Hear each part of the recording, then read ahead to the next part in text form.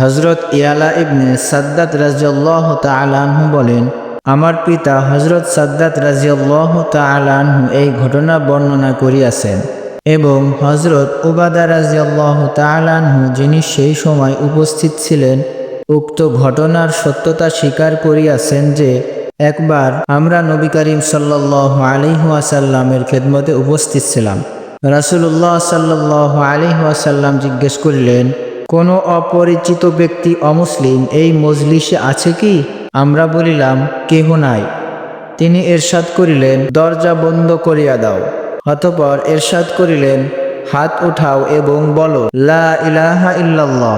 আমরা কিছুক্ষণ হাত উত্তোলন করিয়া রাখিলাম এবং কালিমায়ে তয়্যিবাহ পড়িলাম।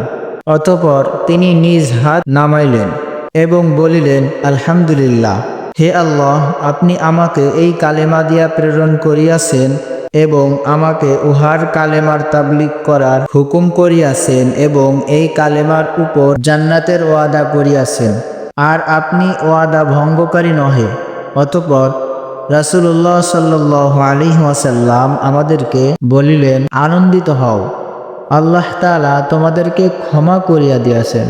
হযরত জাবের ইবনে আব্দুল্লাহ রাদিয়াল্লাহু তাআলা আনহু বলেন, আমি রাসূলুল্লাহ সাল্লাল্লাহু আলাইহি ওয়াসাল্লামকে এই ইরশাদ করিতে শুনিয়াছি যে সমস্ত জিকিরের মধ্যে সর্বোত্তম জিকির হইল লা ইলাহা ইল্লাল্লাহ এবং সমস্ত দোয়ার মধ্যে সর্বোত্তম দোয়া হইল আলহামদুলিল্লাহ।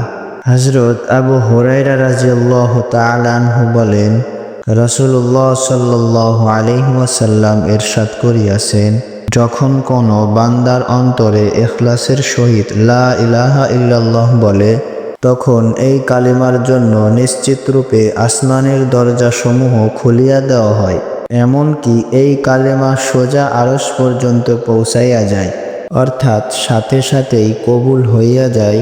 তবে শর্ত হইল, যদি এই কালেমা পাঠকারী কবিরা গুনাহ হইতে বাঁচিয়া থাকে।